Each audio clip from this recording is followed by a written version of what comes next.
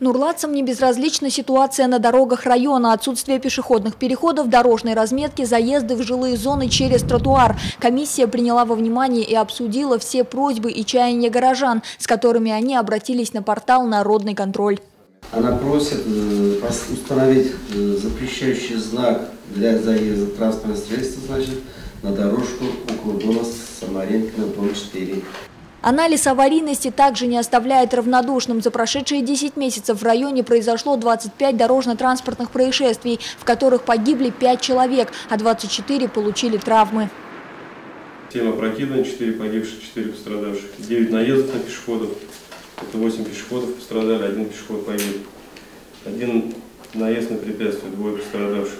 23 апреля на улице Линейной шел пешеход в темной одежде.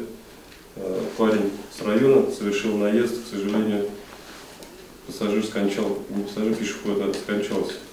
Подготовка к зимнему содержанию дорог завершена на 95%. Однако до этого необходимо разрешить сегодняшнюю ситуацию с состоянием дорожного полотна в городе.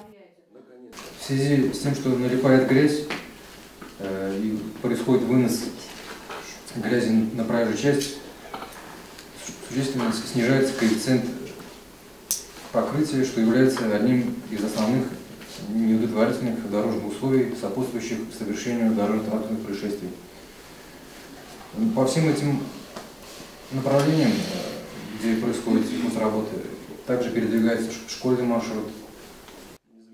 Обязанности есть не только у ГИБДД, предприятий и обслуживающих организаций. Во избежание аварий и участившихся наездов пешеходам необходимо носить на себе светоотражающие элементы, использовать специальный спрей и двигаться по обочинам навстречу потоку. Если каждый будет сам следовать правилам, обращений в народный контроль и дорожно-транспортных происшествий станет меньше, ведь собственная безопасность всегда в руках самого человека.